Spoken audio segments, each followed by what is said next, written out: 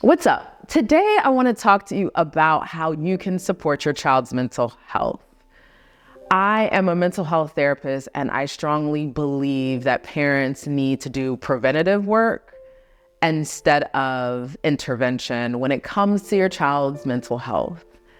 When I've seen parents in crisis and children and teenagers in crisis around their mental health, it is traumatizing for every individual involved, including the parents, the extended family, and that is not cool. It's not cool for anybody that's involved.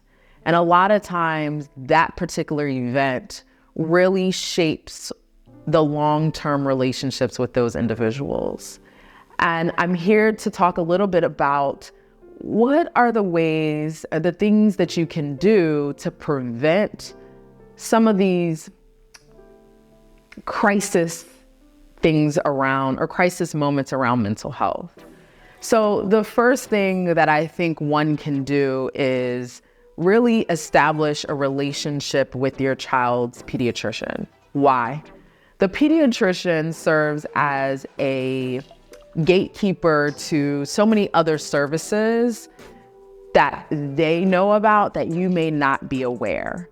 So one of the things that I think is really important is not just going to your pediatrician just because they need a checkup, but also calling your pediatrician or doing a consultation when your child's not feeling well or you notice something, because they get to document that, but also you're establishing a relationship with your pediatrician and your child is establishing a relationship with your pediatrician.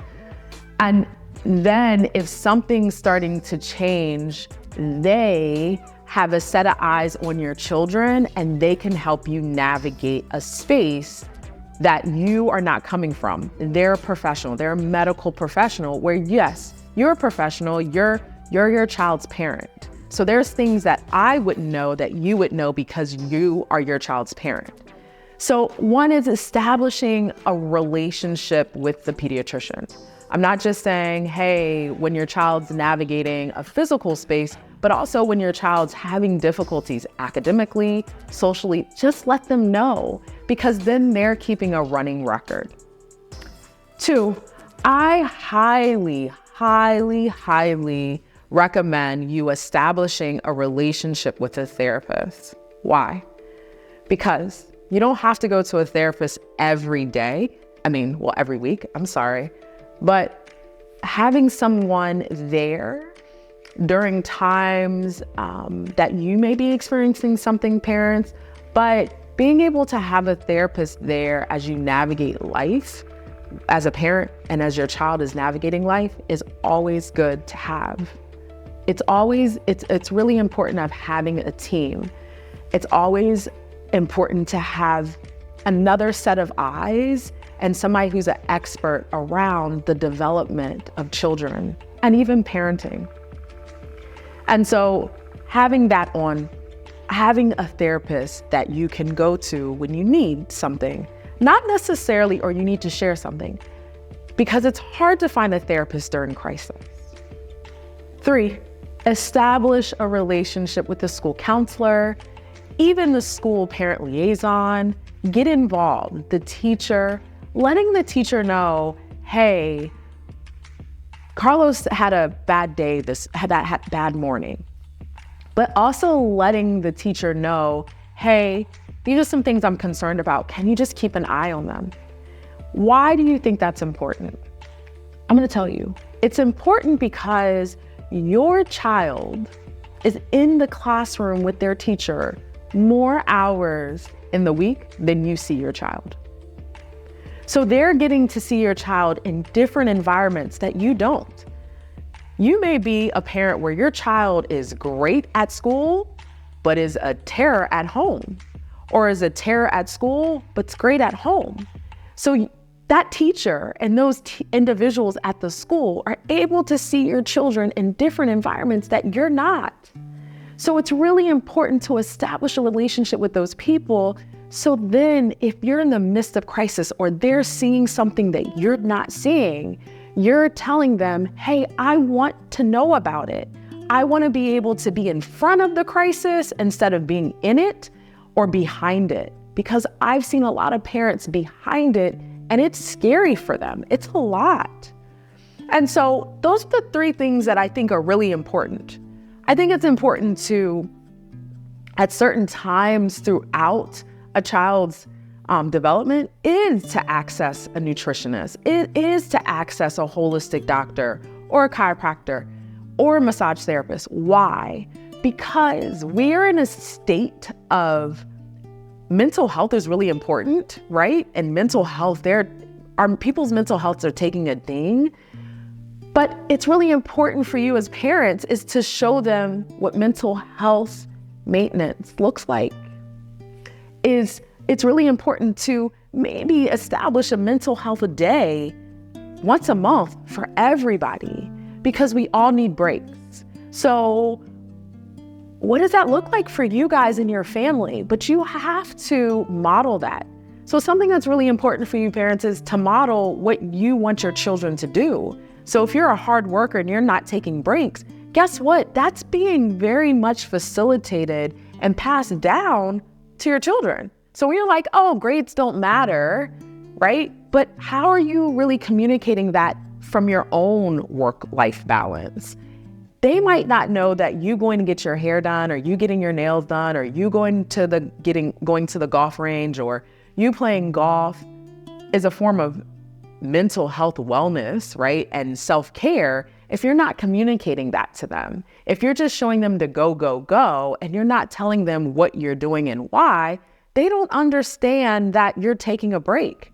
So model mental health wellness. Implement a mental health day once a month. And that might be taking off. You have PTO, you have sick days, you may take off, but they don't know why.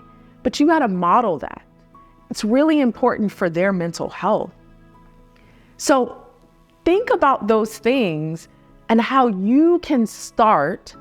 It's preventative, how you can start implementing those things into your day-to-day for the sake of you and your kids, but your kids' mental health. Because it is really hard for them navigating the space that they're in. Like, what is this new norm? I understand COVID happened, but how do you recalibrate, or how do you find a new norm now? Because their mental health is taking a toll. Like, how do we socialize? There's all these things that are happening in the world. And guess what? They may feel like, well, what's the point of being here? What's the point of doing this work if we got shut down, or if there's these things that are happening to people that are not nice? And so I just want you to get out of the mindset of, yeah, my kid needs to do this chore or do this, and they're not doing it. Maybe they're communicating to you, I'm not feeling so well. If a kid's not able to get up and do the chores, yes, there is a sense of laziness. But if you're talking to them and they're not really being impacted by your voice being raised or the consequences of not having their phone, then it may be something deeper. So just kind of get off your high horse of being the one that's in control and really get down to their level and understand why they're doing what they're doing. They're not here to blatantly disrespect you. They might be experiencing a mental health crisis internally, and they don't know how to put words to it. So just think about that. It's not them trying to disrespect you. It may that they don't know how to navigate the space that they're in, and they're just doing the best possible thing. I want you to take a moment and think about that. If their room is dirty, right? There's some of these signs. Their room is dirty. They're not socializing with their friends as much. They might not be eating, or they may, or they're sleeping too much. Their grades have started to decline, or they've expressed to you, I don't want to be here. And it's not saying that they're trying to die, but that's how they're feeling, that life is so heavy for them. So I want you to think about that and look at the signs, like asking them questions of like, what have you been thinking about lately? What have been some of your worries? And don't wait to get them therapy of like, it's just a day or it's just a weekend. Don't wait. They're trying to give you signals, and the best way possible, you gotta take the signals. And if you're scared to take the signals and be like, oh man, my child needs help, then I'm sorry, that means that you need help. You need to understand that your children are sending SOS signs and they're saying, mommy, daddy, I need you. And if you're scared to figure out or understand what's on the other side of their mental health, then you're doing your child a disservice. That fear is going to run you into a crisis that it's going to take a long time for you and your children and your family to get out of. So I suggest you pay attention to their signals. I suggest you put some parameters around where you can do preventative work, and so you can catch things before it goes into a crisis. Stay tuned for more tips so you can understand how you can be there for your children if they're experiencing a mental health crisis or a difficult time navigating their mental health. Be well, be amazing, and most of all, be you.